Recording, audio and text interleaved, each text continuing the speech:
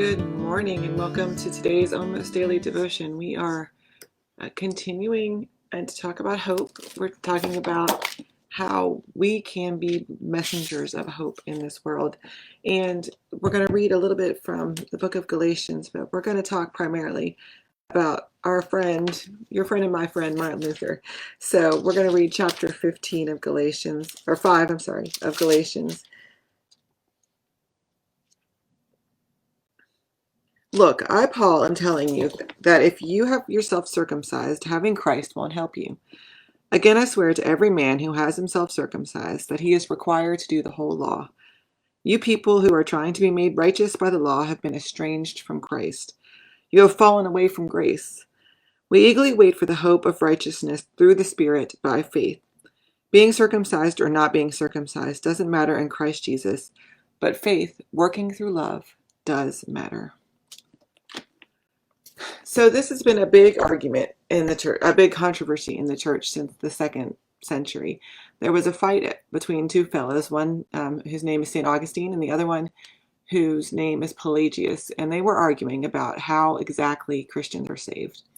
And Pelagius argued that we can choose, our will can choose whether or not to have faith in God, that it's a choice completely left up to our own. Augustine argued that we're so deep in sin that we can't choose, that we don't choose the good, we choose the bad most of the time if left up to just our will and just our ability to save ourselves. And the church pretty quickly declared Pelagianism a heresy.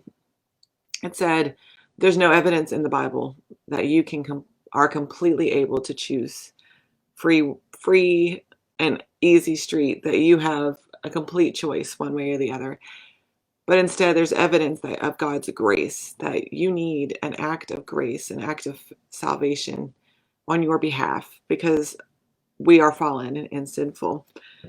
Luther picked up that theme in the Reformation and argued that we are only saved by God's grace, that we can only be saved by the ability God gives us to turn towards God, that we naturally turn into ourselves, that we're naturally selfish, self-contained, self-concerned people.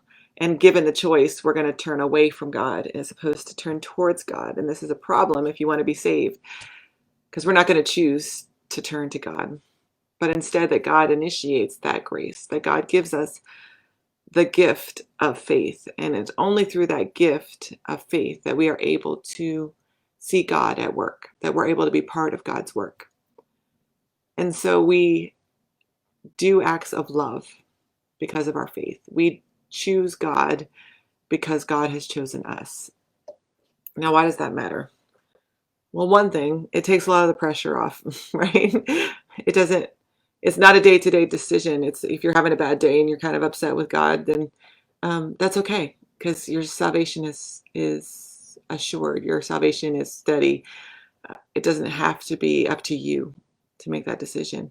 And the other thing is that if you have any inkling to explore your faith, to look towards God, then you are already experiencing God's grace, and that will only grow as we live into that, if we act towards that grace.